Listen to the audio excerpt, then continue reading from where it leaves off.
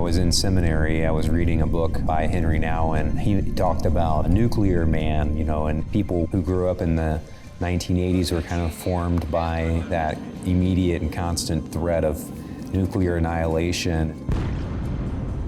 My generation has grown up, under the specter of priestly sexual abuse. What say you, Mr. Foreperson? Is the defendant guilty or not guilty?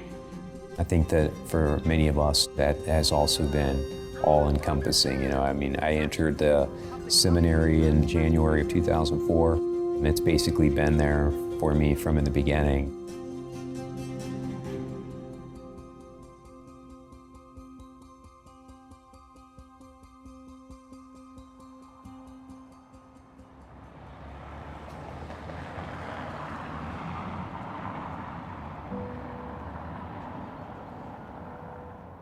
Father John Hollowell's quiet commitment to suffer on behalf of the victims of sexual abuse came from a moment of crisis in his own life, when this healthy young priest, who was quickly becoming a Catholic celebrity with his online evangelization ministry, experienced the first of several frightening seizures.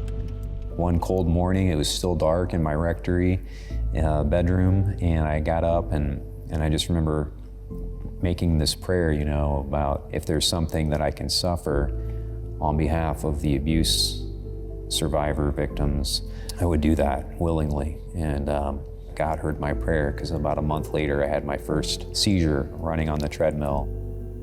Father shrugged off the first episode and continued his busy life as a priest at Annunciation Catholic Church in Brazil, Indiana. But after a series of more seizures, he eventually wound up in the Mayo Clinic. Pretty quickly at the Mayo Clinic, they realized that it wasn't a stroke, that I had a brain tumor. Almost immediately I realized that was an answer to my prayer that I had made almost 2 years ago. From now on, he would suffer for those whose suffering continues after being sexually abused by Catholic clergy. Immediately went and just wrote up a blog post about that, and then that led to, me basically getting inundated with stories from victim survivors, and I asked in that post for names if they would be willing to share. Father went into surgery on March 13th, 2019.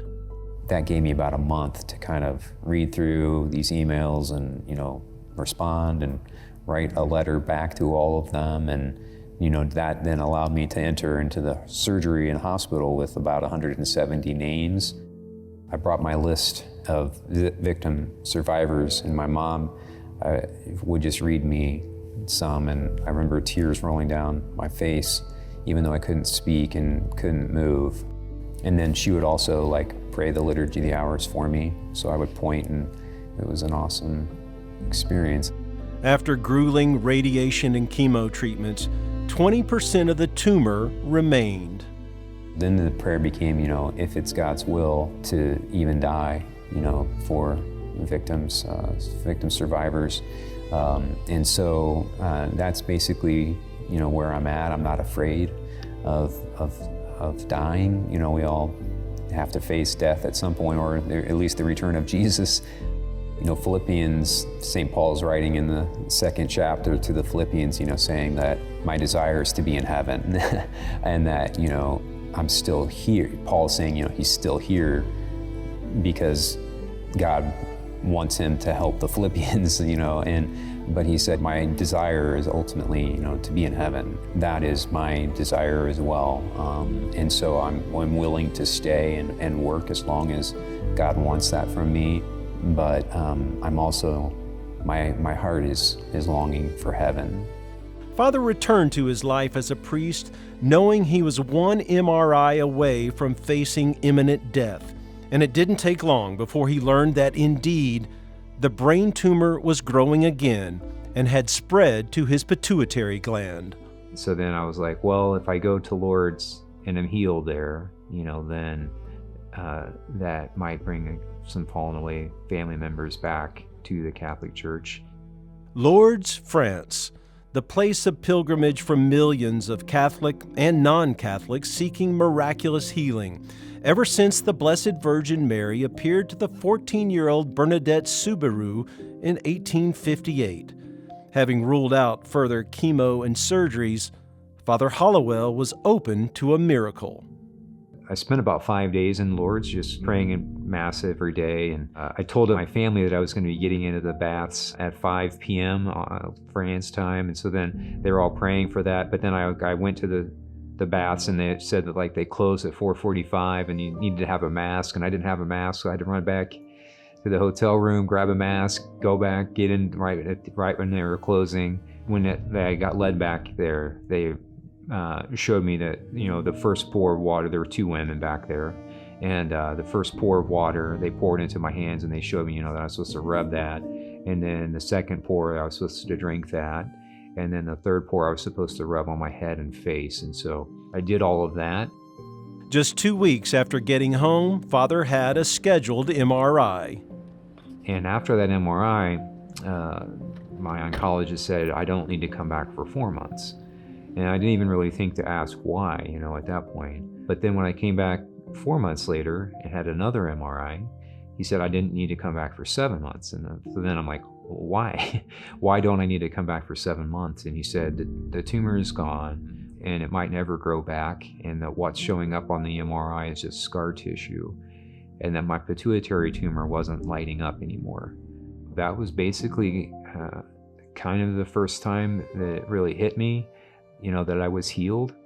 Also, like right when I got back, all of my parishioners and family were just telling me I looked a lot healthier. I guess it was like a gradual process of like putting that all together, that I finally realized I was healed at Lourdes. And the process is now underway to have his healing recognized as a miracle by the Church. But Father's focus remains on the healing needed by the victims of clergy sexual abuse. One of the advantages to this whole process was I did hear from about 20 more victims of Catholic clergy abuse. And so that, I think, was the best thing that's happened out of all of this so far. I actually told them before the surgeries even started, I was like, I don't expect this to help anybody. I'm not saying that, me having this, offering this up is going to heal you from your pain. But if it does, then thanks be to God. So a couple different people through the years have reached out and said, knowing that I was doing that allowed them to come back to the Catholic Church in some ways. The Catholic Church is really the only one that talks about redemptive suffering. I think there's a lot of pain in the world, as there always has been, but we can offer our sufferings up for other people, and that can bear real fruit in their lives, but also in ours, right? It doesn't just help you get to heaven, but it helps you now on this side of heaven as well. In one sense, the Catholic Church would say the more redemptive suffering, the better, right? I mean, Christ he did the most perfect act of redemptive suffering ever, right? Offering his life on the cross and dying. If everybody was trying to imitate Christ, then everyone would be happy, even though there's still a lot of suffering in the world.